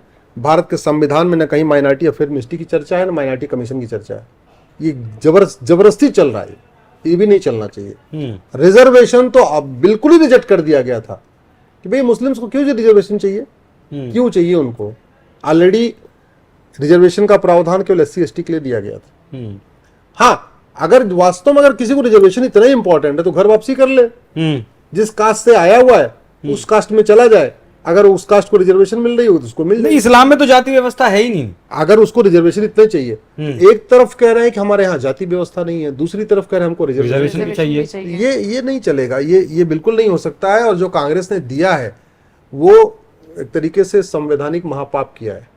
वैसे कांग्रेस ने कई बार संवैधानिक महापाप किया है, चाहे वो इमरजेंसी लगाना हो, चाहे प्रियम्बल बदलना हो, चाहे भगवान की मूर्तियों को निकालना हो, चाहे वो वक्फ एक्ट बनाना हो, ठीक है, कानून बना के, चाहे वो असम में 60 लाख बांग्लादेशियों को वहां की नागरिकता देना हो कानून बना के, चाहे वो प्लेस ऑफ वर्शिप एक्ट बनाना हो, चाहे माइनॉरिटी कमीशन बनाना हो। भाई पहली बार भारत में माइनॉरिटी कमीशन बना कांग्रेस के रूल में, पहली बार भारत में माइनॉरिटी अफेयर मिनिस्ट्री बनी, वो भी कांग्रेस के रूल में बनी, 2006 में बनी है, UPA 1 में। उसके पहले भारत में सोशल जस्टिस मिनिस्ट्री होती थी, वो सबका कल्याण करती थी, अलग से कोई माइनॉरिटी अफेयर मिनिस्ट्री होती नहीं थी। तो भारत में मजहबी विभाजन का बीज कांग्रेस टाइम पे लगातार एक के बाद एक करती आई है, और कई बार अब कई राज्यों में वो बीज न बड़ा होकर फल भी बन चुका है, और देखने को मिल रहा है कि उसका नतीजा क्या हो रहा है। अल्टीमेटली वोट और वोट के खातिर जो तुष्टीकरण किया गया उसका परिणाम आपको दिख रहा है, बंगाल में दिख रहा है, केरल में दिख रहा है, क्या क्या हो रहा है आपको दिख रहा है। जो आप लव जिहाद की बात कर रही थी, वो केरल जैसे, भाई केरल जैसे एजुकेटेड राज्य में अगर लव जिहाद हो रहा है तो बाकी जगह क्या हो रहा होगा क्या आपको हाल होगा, बिल्कुल। खुद सोच सकते अभी तक तो अब बस लव जिहाद ही बस था। रोहित एक अब- सेकंड सब, अब आखिरी या दो हाँ, तो सवाल लेना ठीक है। क्योंकि लंबा हो गया। अभी तक तो लव जिहाद की ही बात हो रही थी, अब वोट जिहाद की भी बात हो रही है। और हर चुनाव में आप देखिए कुछ ना कुछ ऐसा होता है कि बुर्का पहन के महिलाएं जाती हैं, उसमें कई बार मर्द भी होते हैं, वोट डाल देते हैं। एक वोट जिहाद पर मैं आपकी राय जानना चाहूँगा। और दूसरा ये बुरखे वाले मैटर पे, भाई देखिए हिंदू की भी महिलाएं तो घूंघट करके जाती हैं। आज इसी में हैदराबाद में बवाल हो गया, माधवी लता ने जब कहा कि इनके बुरखे चेक किए जाने चाहिए, उनके खिलाफ केस दर्ज हो गया। इसी पर सर मैं पूछूंगी, माधवी लता ने इंटरव्यू दिया है, सफाई दी है, उन्होंने कहा है कि मेरा हक है, मैं प्रत्याशी हूं और मैं देख सकती हूं क्योंकि एक तो मैं महिला हूं, मैं अगर उनका बुर्का उठाकर देख रही हूं, उनकी आइडेंटिटी चेक कर रही हूं तो ये मेरा हक है। तो ऐसे में कानून क्या कहता है, जरा समझाइएगा। देखिए पहली बात तो ये कि फर्जी वोटिंग नहीं होनी चाहिए, कानून ये कहता है। फेक वोटिंग रोकने के लिए क्या क्या करना है वो प्रशासन देखेगा। आइडेंटिटी चेक होनी चाहिए, ये भी कानून कहता है। कोई गलत व्यक्ति किसी और के नाम से वोटिंग न कर पाए, ये भी कानून कहता है। तो स्वाभाविक सी बात है, अगर आपको फेक वोटिंग रोकनी है, गलत व्यक्ति को कोई आइडेंटिफाई करना है, तो आपको उसको चेहरा उसके आईडी प्रूफ से तो मैच कराना ही पड़ेगा। आप अगर उसके पास आधार है तो अगर उसका आधार देख के कैसे पता चलेगा जब तक उसका आप चेहरा नहीं देखोगे। और चेहरा देखना है तो पुरुष का चेहरा तो ऐसे दिख जाता है। अब महिला अगर बुर्का पहने हुई तो आपको बुर्का हटा के उसका हिजाब हटाना ही पड़ेगा, हिजाब हटा के देख, बुर्का हटा के लेकिन ये देखना कौन पड़ेगा। हटाएगा, ये कौन डिसाइड करेगा? वो जो वहां पे अपने पुलिस भी रहती है, वहां पे लेडीज पुलिस भी होती है, वो भी उठा के देख सकती हैं। अदरवाइज पोलिंग एजेंट होते हैं, हर जगह अपनी अपनी पॉलिटिकल पार्टी अपने एजेंट भी रखती हैं, पोलिंग एजेंट भी दे सकते हैं, कैंडिडेट भी देख सकता है, इसमें ऐसी कोई दिक्कत नहीं। और वैसे भी उन्होंने कौन सा आसमान तोड़ दिया। और उठाना क्यों, खुद से ही दिखा देना। कानून के हिसाब से तो कोई छूट नहीं है कि भाई बुर्का है तो अब जाइए बुर्के में ही। नहीं, कोई छूट नहीं है। कानून ये कहता है कि फेक वोटिंग नहीं होनी चाहिए। अब फेक वोटिंग को रोकने के लिए, गलत आदमी को पकड़ने के लिए जो जो करना है वो कर सकते हैं। कैंडिडेट भी कर सकता है, उनका जो इलेक्शन एजेंट होता है वो भी कर सकता है, लेडीज पुलिस जो पुलिस होती है पुलिस भी कर सकती है। अब इसमें भी मजहब आगे आ रहा है ना, मजहब आगे लाकर कह रहे हैं कि गैर मर्दों के सामने हमारा जो है हिजाब हटा दिया है। इसकी तो कोई लिमिट नहीं है, मैंने कहा ना, इसकी तो कोई लिमिट नहीं है। ये तो मजहब के नाम पे इसको तो अगर ऐसे छूट देते रहेंगे तो ये पता नहीं कहाँ चला जाएगा। इसकी कोई लिमिट नहीं है, इसको तो कंप्लीट बैन करना जरूरी है। ठीक, हिंदू महिलाएं भी जाती है ना, उनका घूंघट रहा जाता है, उनका गुण तरीके रह जाता अपना है। के भाई हिंदू महिलाएं जाती हैं तो वहां पे जो पोलिंग एजेंट होती है उनका देखती हैं, वो मैच करती हैं। और आज तक किसी हिंदू महिला ने आज तक इसका विरोध नहीं किया। आज तक किसी हिंदू धर्म खतरे में नहीं आया अपना घूंघट दिखाने में, तो बुर्का हटाने में मुस्लिम कैसे खतरे में आ सकता है? ये फिर वोट जिहाद वाला कॉन्सेप्ट क्या है? देखिए वोट जिहाद आज से नहीं हो रहा है, पहले से ही होता रहा है। जब जब चुनाव आता है तो बाकायदा मस्जिद में से या कहीं पे एक जगह इकट्ठा हो के वहां से फतवा जारी होता है कि इसको वोट करना है। और अगर पिछले 25-30 साल का आप उठा के देखें तो हमेशा बीजेपी के खिलाफ ही इसका फतवा भी जारी होता है। और मस्जिदें जहां भी हैं हर जगह वो फ्राइडे को जो उसके पहले नमाज होती है उसके बाद लोग इकट्ठे बैठते हैं और बैठ के डिसाइड करते हैं। वोट जिहाद के खिलाफ आप कानून तो बना नहीं सकते। भाई वो कह सकते हैं भाई ठीक है फलाने को वोट करना है, फलाने को वोट करना है, वो तो कर सकते हैं। लेकिन वोट जिहाद जिस तरीके से ये चल रहा है ना, ये देश के लिए अच्छा नहीं है, बहुत ही खतरनाक है। अगर सब कुछ करने के बाद, सारी स्कीम का फायदा लेने के बाद, केंद्र सरकार की 40% योजनाओं का फायदा लेने के बाद भी अगर केवल फतवे के कारण जो है आदमी किसी और को वोट कर रहा है, तो फिर तो उसकी सोच को मतलब बदलना जरूरी है। और उसकी सोच तब तक नहीं बदलेगी जब तक ये आपका 75 साल में नहीं बदली, आगे बदल सकती है। सब कुछ संभव है। मेरा ये मानना है कोई भी समस्या लाइलाज नहीं है। बस उस समस्या का परमानेंट इलाज करना पड़ेगा। इलाज है समान शिक्षा, समान नागरिक संहिता, कठोर का। ठीक, आपके मेरे सवाल हो गए। आखिरी तो बस अब यही पूछना चाहती हूँ, वोटिंग इतनी डाउन हो रही है 3 चरणों की, और आज चौथे चरण की जो वोटिंग हो रही है, हालांकि बाद में पता चलेगा कितनी दर वोटिंग हुई है। आप तो 400 पार का प्रिडिक्ट कर ही चुके हैं, फिर भी लगता है हो पाएगा क्रॉस? और वोटिंग कम क्यों? और कैसे होगा? 400 पार करना बहुत आसान है। केवल 400 कितना लोग कर लें कि अपने अपने मोबाइल में जितने कांटेक्ट है ना, सबको एक बार फोन मिला लें, सबको एक बार एसएमएस भेज दें और सबको एक बार व्हाट्सएप कर दें। इतने काम हुए हैं पिछले 10 सालों में, अप्रत्याशित काम हुए। कई सारे तो वर्ल्ड रिकॉर्ड बने, कई ऐसी चीजें हुई हैं जो उसके पहले कभी हुई नहीं थी। कुछ ऐसी चीजें हुई जो दुनिया में कभी नहीं, वो भारत में हुई है। इसके बावजूद अगर वोटिंग कम हो रही हो तो चिंता का कारण है। या तो ये ओवर कॉन्फिडेंस है, लगता है भाई ठीक है 400 पार तो हो ही रहा है, सब जीत ही रहे तो क्या हमारी वोट से क्या फर्क पड़ हमारी रहा वोट है? से क्या फर्क, चलो घूम के आ जाते हैं। नहीं, ये ठीक नहीं है। इसलिए मैं सबसे निवेदन कर रहा हूं, प्लीज आपके मोबाइल के कांटेक्ट में जितने फोन हैं सबको एक बार फोन कर दीजिए, सबको एक बार एसएमएस करिए, सबको एक बार व्हाट्सएप करिए।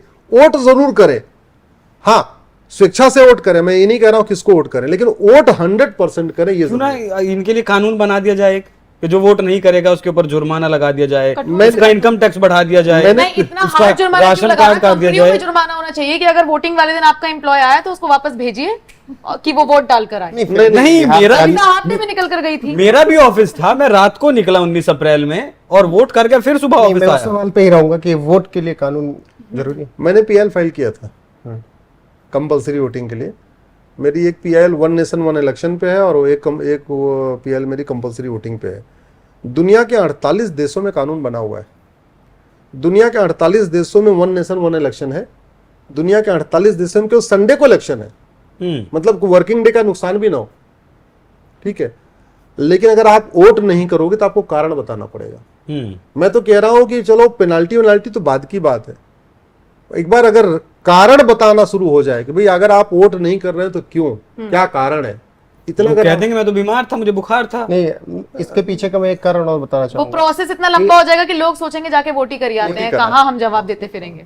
कानून से बेहतर मैं एक उपाय मुझे जो समझ में आ रहा है कि बिहार का एक मजदूर जो यहाँ 12,000 15,000 कमाता होगा, वो 5,000 लगा के क्यों जाए वोट डालने के लिए? सांसद जी नहीं बिल्कुल मिलेंगे। ठीक कह रहे हैं आप। क्या जब आप रक्षाबंधन पर, दीपावली पर, होली पर, ईद पर, बकरीद पर, चुनाव में या चुनावी जनसभाओं में ट्रेन बस फ्री कर सकते हैं, तो क्या जिन जिन जिलों में वोटिंग है क्या उस दिन के लिए देश के हर हिस्सों से उनके लिए फ्री सुविधाएं नहीं, वो करने की जरूरत ही नहीं है। जो मैंने पीएल फाइल किया था, मैंने कहा था ऑनलाइन वोटिंग होनी चाहिए। हाँ, भाई अगर मेरा बैंक अकाउंट बिहार में है और मैं नोएडा में बैठे बैठे जाके बैंक से अपना पैसा ले सकता हूँ, तो वोट क्यों नहीं कर तो सकते? वोट क्यों नहीं कर सकते?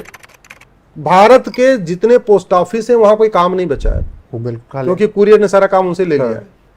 केवल हमने जो पीएल फाइल किया उसमें ये कहा है कि आप सारे के सारे पोस्ट ऑफिस को नोडल सेंटर बना दो और इलेक्शन के टाइम में ये छूट दे दो कि भाई आप अपने नियरेस्ट पोस्ट ऑफिस पे जाओ और वहीं पे आप अपना अंगूठा लगाओ। अंगूठा आपका आधार से कनेक्टेड होता है और आधार बेस्ड वोटिंग कर दो आप, तो कोई फर्जी वोटिंग में नहीं कर सकता, क्योंकि आपका भाई अल्टीमेटली आपका अंगूठा तो आप ही का है, दूसरा आपका अंगूठा आपका जैसा नहीं हो सकता।